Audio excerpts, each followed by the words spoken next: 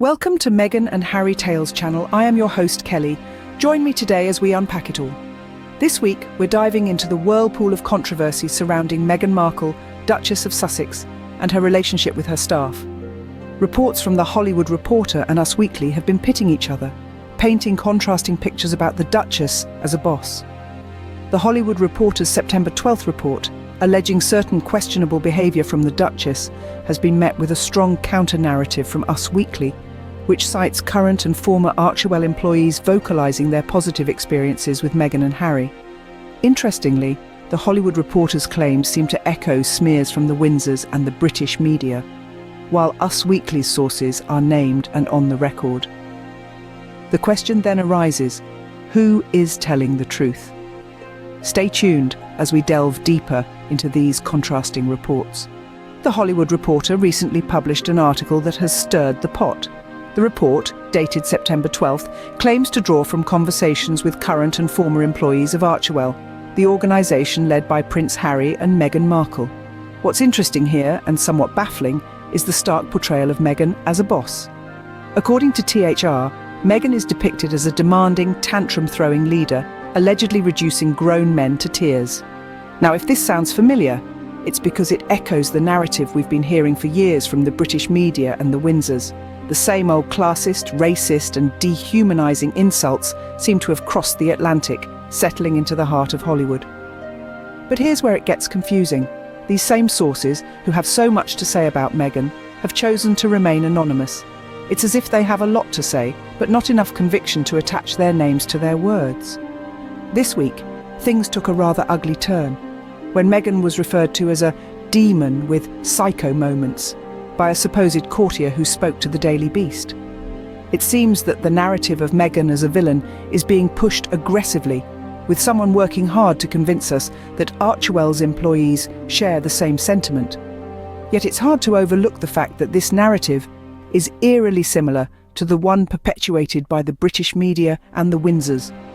It's almost as if the same old story is being retold, with the setting changed from the palaces of Britain to the sunny streets of California. So, what's going on?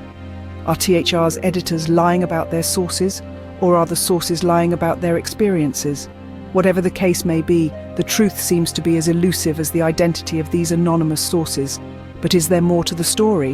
In a twist of events, Us Weekly presents a different narrative. A narrative that veers from the gloomy picture painted by The Hollywood Reporter. Instead of a tyrannical boss, we hear of a leader who is respected and admired. Instead of a workplace filled with fear, we hear of an environment that values clear direction and solution-oriented approaches. The narrative shared by Us Weekly comes from the mouths of those who've been in the trenches with the Duchess, her current and former employees at Archewell. These are not anonymous sources, but named individuals who have willingly shared their experiences. They speak of a Meghan who is a far cry from the demon depicted by THR and certain British outlets. They speak of a Meghan who is not only a great boss, but also a great person. They speak of a Meghan who has never yelled, who gives clear direction and is solution-oriented. These words don't just contradict the narrative of the tantrum-throwing, grown men to tears-bringing Duchess we've heard about. The Chief Operating Officer of Archewell, Mandana Dayani, also weighs in.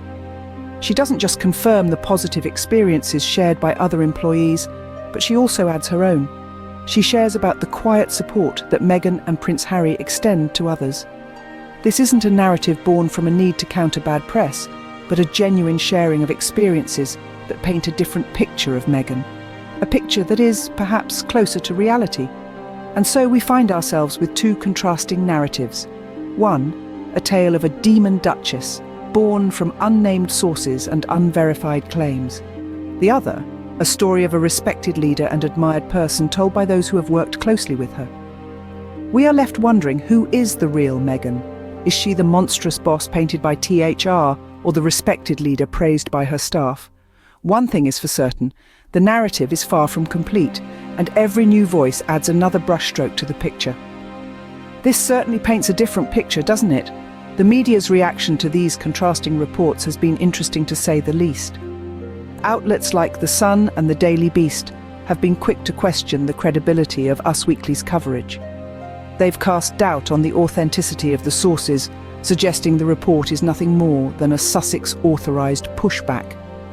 The speculation is that Meghan and the Archewell team have orchestrated this response as a counter to the wave of character assassination that's been targeting Meghan, affecting her professional reputation in California.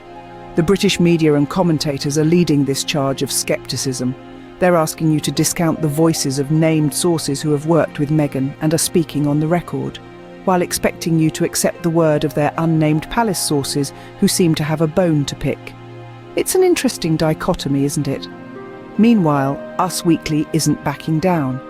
They're repackaging their exclusive, emphasising that 5 current and former Archewell staffers have spoken to them on record. All of these people have praised Meghan as a boss and as a person. They've described her as someone who has never raised her voice, who provides clear direction, and who is solution-oriented. Archewell's Chief Operating Officer, Mandana Dayani, has also spoken to Us Weekly. She's added another layer to this narrative, stating that the support Meghan and Prince Harry provide happens quietly, behind closed doors. This isn't a spectacle for them, but a genuine effort to make a positive impact. All this paints a very different picture from the tantrum-throwing demon Duchess that some media outlets would have you believe. So, we find ourselves in a war of narratives. On one hand, we have the unnamed sources of The Hollywood Reporter and Palace insiders, and on the other, we have named sources who have worked with Meghan and Harry at Archewell. It seems there's a battle of narratives unfolding. As we reach the end of our discussion, let's reflect on the situation. We've delved into the contrasting reports from The Hollywood Reporter and Us Weekly.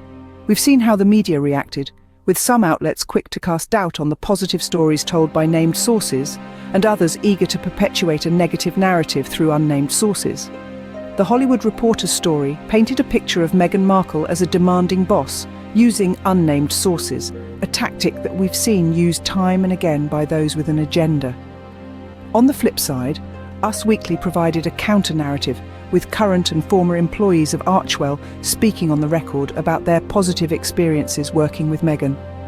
These individuals praised her as a boss and as a person, providing a stark contrast to the image portrayed by The Hollywood Reporter. The media's reaction to these conflicting narratives has been as varied as the narratives themselves. Some outlets have chosen to side with The Hollywood Reporter's unnamed sources, while others have found the named sources in Us Weekly's report more credible. The insinuation that positive press could only be a result of a Sussex-authorised pushback is a testament to the scepticism Meghan faces, even when it comes to her professional reputation. All of these elements highlight the challenges Meghan Markle continually faces in the court of public opinion. Whether it's her role as a duchess, a boss, or simply as a woman trying to navigate her way in the world, she seems to be held to an impossibly high standard. In conclusion, it's important to remember that behind the headlines, the rumours and the media frenzy, Meghan Markle is a human being. The narratives we engage with and the stories we choose to believe have real implications, not just for Meghan but for all of us.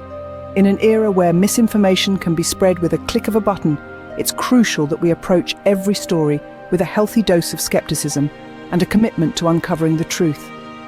Thank you for joining me today on this journey into Meghan and Harry's world. Until next time, I'm Kelly, signing off.